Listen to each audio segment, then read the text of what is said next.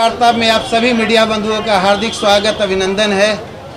आज हमारे बीच इस प्रेस वार्ता को संबोधित करने के लिए पटना के यशस्वी सांसद और पुनः एक बार प्रत्याशी बीजेपी के तौर पे यहाँ पे उनको चुना गया है, बीजेपी के प्रत्याशी। अब मैं माननीय सांसद महोदय, पूर्व मंत्री माननीय श्री रविशंकर प्रसाद जी से आग्रह करता हूँ कि इस प्रेस वार्ता को संबोधित करेंगे। माननीय श्री रविशंकर प्रसाद जी।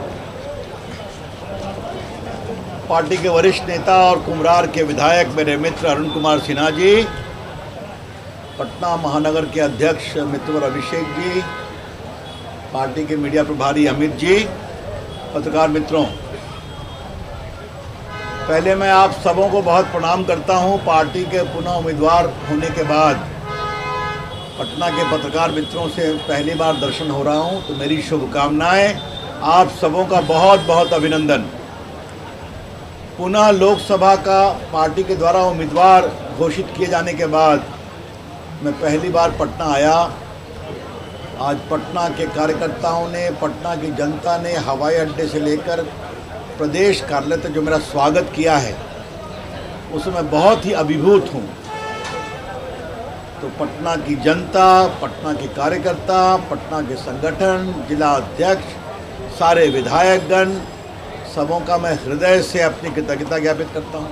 आप लोगों को भी, आप लोग एयरपोर्ट आए और यहाँ अरुण सिन्हा जी उपस्थित हैं, नंद किशोर जी स्वाभाविक कारणों से उपस्थित नहीं हो पा रहे हैं, और नितिन नवीन जी भी मंत्री हैं तो उनके कुछ सीमाएं होती हैं अब, और संजू चौरसिया जी बेंगलोर से रात में 9 बजे पहुंच रहे हैं, तो वो फिर दूसरी बैठक में सम्मिलित होंगे। मित्रों, अभी शाम की प्रेस का 2 उद्देश्य है। एक तो मुझे आप लोगों को प्रणाम करना था, आपका अभिनंदन करना था, और आज दिन में मोदी संग बिहार एक वीडियो रिलीज हुआ है। ये सभी लोकसभा क्षेत्रों में हुआ है। तो मैंने आग्रह किया था कि चूंकि मैं पहुंचूंगा 3 बजे और पटना में स्वागत रोड शो है, तो फिर यहाँ 6 बजे वो कार्यक्रम किया था। तो आपसे मैं आग्रह करूंगा कि 1 मिनट के लिए वो थोड़ा शॉर्ट वीडियो देख लीजिए। मुख्य बिंदु बताऊंगा, मेरे अपने प्रयास से पटना में क्या क्या हुआ है, ये मैं कुछ मुख्य बिंदु बताऊंगा, फिर आपके सवालों का उत्तर दूंगा। बड़ी कृपा होगी। जरा वीडियो चलाइए। शिवम।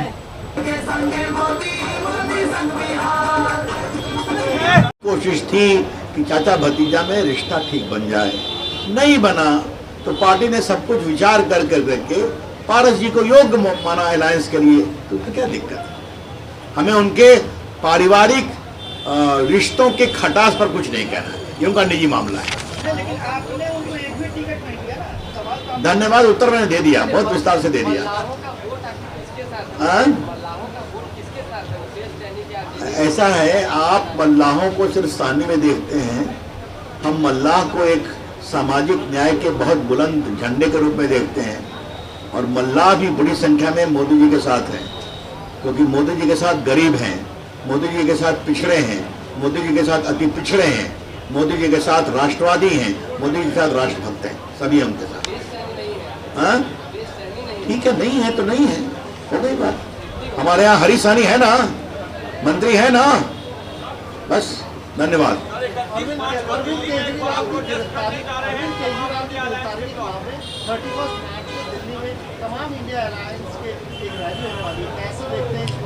भैया लोकतंत्र है ना, और जो लोग रोज बड़ा बड़ा सर्टिफिकेट देते हैं राहुल गांधी के साथ कि भारत में लोकतंत्र समाप्त हो गया, वो 31 तारीख को दिल्ली में प्रदर्शन कर रहे हैं। तो लोकतंत्र है तभी ना। मोदी जी को मन भरकर गाली पढ़ते हैं तो लोकतंत्र है तभी ना, है तो है। और तो और अब केजरीवाल जी की पत्नी भी आ गई है गाली पढ़ने में, उनका भी स्वागत है। तो आज़ाद भारत है, लोकतंत्र जिंदा है, जीवंत है। बाकी जनता जो है लोकसभा के चुनाव में तय करेगी।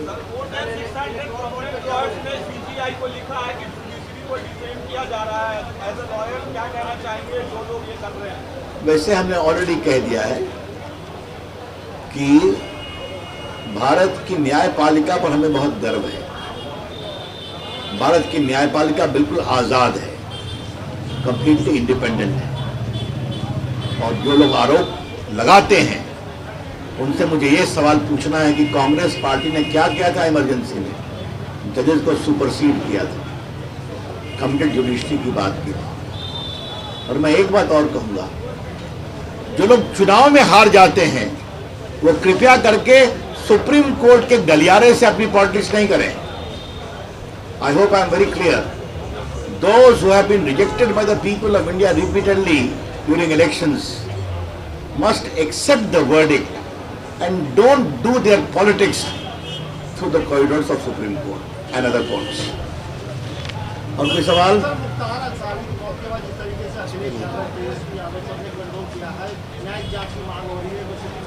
देखिए, ऑलरेडी उस पर मैं कुछ नहीं कहूँगा।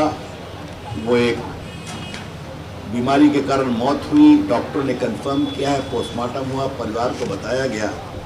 लेकिन वोट बैंक बहुत हावी होता है, ये इस बात का संकेत। हाँ? जो लोग प्रभु राम के मंदिर के उद्घाटन में निमंत्रण के बावजूद नहीं जाते हैं, हाँ? वो आज न्यायिक जांच की बात करते हैं। ये वोट बैंक कहाँ कहाँ नहीं जाएगा, एक स्वाभाविक मामला, इससे अधिक कुछ नहीं कहना। और कोई सवाल? धन्यवाद, बहुत बहुत धन्यवाद। डिजिटल गांव में आपको एग्जैक्ट संख्या दे दूंगा, लगभग बिहार में 12 से 15 बनाया था मैंने। आपको मालूम है बिहार में लगभग 45,000 कॉमन सर्विस सेंटर्स हैं जो वहां काम करते हैं, बाकी करते हैं, तो वो सब भी काम कर रहे हैं और इंप्रूवमेंट करने की जरूरत है। मैं एग्जैक्ट संख्या लेके आपको बता दूंगा। धन्यवाद। और बताएं। सर, बिहार के पटना के लोग एक चाहते हैं कि अंतर्राष्ट्रीय स्टेडियम पटना में। ऐसा है, आपकी जानकारी के लिए बिहार सरकार ने उसको प्रायोरिटी में लिया है, उसको हम लोग करवाएंगे, बिल्कुल कराएंगे। रविशंकर जी, थोड़ा सा एक हटके सवाल, केजरीवाल जेल से अभी हटके, पहले ये हटके कर ले। और कोई सवाल? आते हैं उस पर भी। और इसके बारे में तो मुझे अच्छा लगा कि आप लोग संतुष्ट हैं कि नरेंद्र मोदी जी बिहार के सरकार के लिए पूरा प्रयासरत हैं और रहेंगे। और आज मैं जब ये हम प्रेस कर रहे हैं, जब मोदी जी का ये वीडियो रिलीज हुआ है मोदी संग बिहार, तो जो उनकी कल्पना है, जो उनका संकल्प है, बिहार को हम लोग कसकर चमकाएंगे, ये मोदी जी के सिपाही के रूप में हम लोग का वादा है। चलिए अब और सवाल पूछिए। केजरीवाल सर जेल से सरकार चला रहे हैं। आज तो उनकी पत्नी भी काफी सक्रिय हो गई है, मैं दिल्ली में देख रहा हूँ, और मुख्यमंत्री की कुर्सी पर बैठ के कमेंट भी कर रही हैं। तो सवाल था सर कि आने वाले समय पहले मेरी बात तो सुनिए। एक कविता है ना, खग ही जाने खग की भाषा।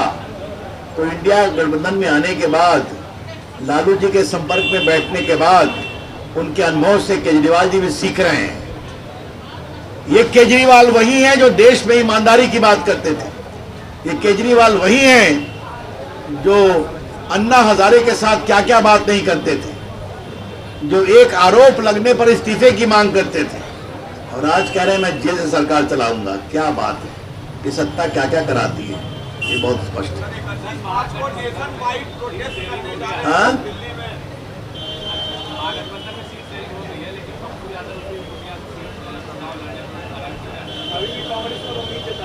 देखिए, मुझे एक ही बात कहना है, हम जब गठबंधन करते हैं तो दिल से करते हैं, और नहीं होता तो प्रेम से अलग हो जाते हैं। आपने देखा बीजेडी से बात नहीं बनी, कोई शिकवा शिकायत नहीं, जाओ भैया आप भी लड़ो हम भी लड़ो। अकाली की इच्छा थी, हमारी भी कोशिश थी, नहीं हुआ तो नहीं हुआ, लेकिन जिसके साथ करते हैं प्रेम से निभाते हैं। हमारे कार्यकर्ताओं की अपेक्षा रही होगी कि हम लोग सब चीज करें। मोदी जी अमित शाह ने कहा नहीं, एक बार जब नीतीश जी आए हैं तो उनको भी हमें सम्मान देना पड़ेगा। अगर माजिद जी हैं तो उनको सम्मान देना पड़ेगा, एलजेपी उनको सम्मान देना पड़ेगा, उपेंद्र कुशवाहा को देना पड़ेगा। हमारे कार्यकर्ताओं को दुख था, मुझे मालूम है, उनको प्रेम से समझाया, वो समझे। और आज देखिए 17, 16, 1 1, 5 क्लियर है ये? हाँ, 1 मिनट अपनी पूरी बात तो कहने दीजिए भाई। ये हमारा रिश्ता है, वहाँ फ्री फॉर ऑल है। तो चुनाव का नामांकन आते आते क्या होगा आगे आगे देखिए होता है क्या।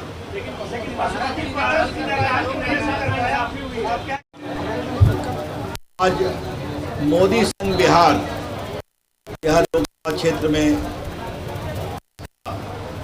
प्रस्तुतिकरण हुआ। जैसा मैंने बताया 12:30-1 बजे दिन में हुआ। मेरे लेट आने के कारण पटना में आज आपके बीच में है कि बिहार के विकास के लिए केंद्र का संकल्प है और नरेंद्र मोदी जी प्रामाणिकता से मानते हैं कि बिहार के विकास से देश का विकास होगा।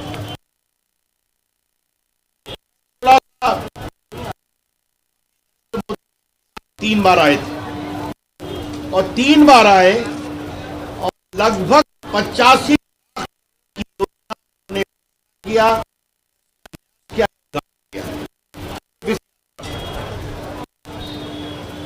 अभी आपको थोड़ा मैं 3-4 पॉइंट खाली रिकॉर्ड कर दूं। बिहार में 2 सेंट्रल यूनिवर्सिटी, मोतिहारी में और गया में। बिहार में एक IIM, कहां पर? गया में। बिहार में एम्स, तो आपको मालूम है शुरू हुआ मोदी जी के समय। बिहार में रेलवे का लगभग 28,000 करोड़ रुपए की योजना का काम चल रहा है। स्वयं मेरे क्षेत्र में लगभग 7-8 हजार करोड़ रुपए की योजना का काम चल रहा है। आज जो बिहार में अक्सर की मैं उन्होंने किया है, मखाना सेंटर तो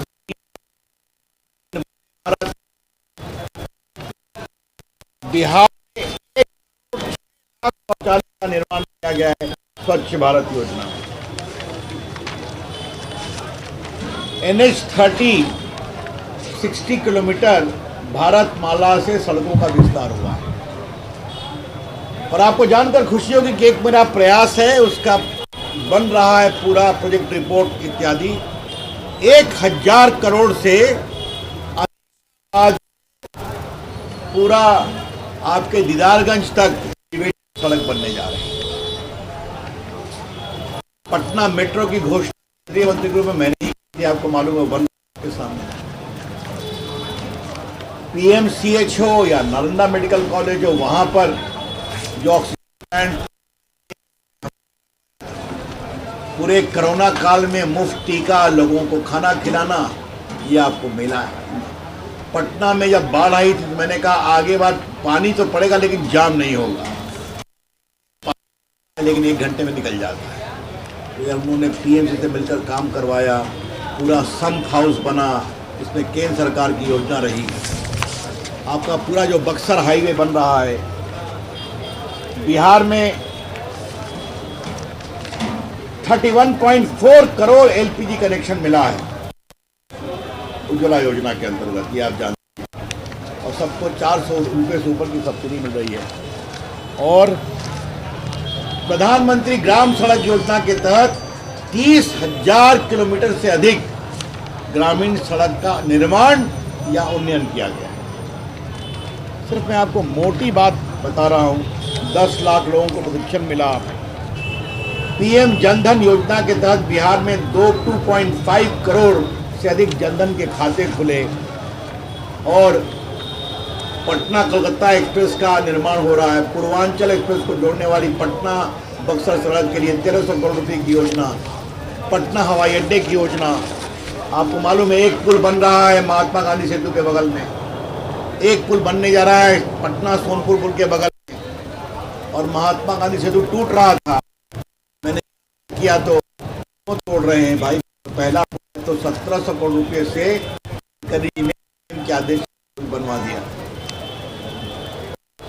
TCS का सेंटर पटना में पहली बार बिहार में खुला है, वो आपके शुभकामनाओं से, मेरे प्रयास से खुला है। STPI का सेंटर खुला है, दरभंगा भागलपुर में STPI का सेंटर खुला है। तो ये मैंने कुछ मोटी बात कही बिहार के विकास के लिए। और एक बात मैं और कहना चाहता हूँ कि सब मेरा बुकलेट आप लोग को मिलेगा, लेकिन डाकघर का निर्माण, स्टेशन का निर्माण, उप डाकघर का निर्माण, फतुहा बख्तियारपुर स्टेशन को अमृत काल योजना में इंप्रूव कराना, ये सब बात आज मैं आपके सामने इसलिए कह रहा हूं कि पटना सांसद के रूप में जहां देश में हमने डिजिटल इंडिया का काम किया, आईटी का काम किया, मोबाइल मैन्युफैक्चरिंग का काम किया, 3 तलाक को हटाने का काम किया, ये सब बड़े काम किए, तो सांसद के रूप में पटना के विकास के लिए हम समर्पित रहे। और आज मुझे इस बात की बहुत खुशी है कि हमारे प्रधानमंत्री जी उतने ही समर्पित हैं। अगर मात्र 3 यात्राओं में 85 लाख करोड़ रुपए की योजना का शिलान्यास या उद्घाटन करते हैं, तो आज यही प्रधानमंत्री हैं कि उन्होंने बरौनी के रिफाइनरी के पुनर्जिंदा होने का शिलान्यास रखा था 3 साल पहले, और आज बरौनी की रिफाइनरी शुरू हो गई है।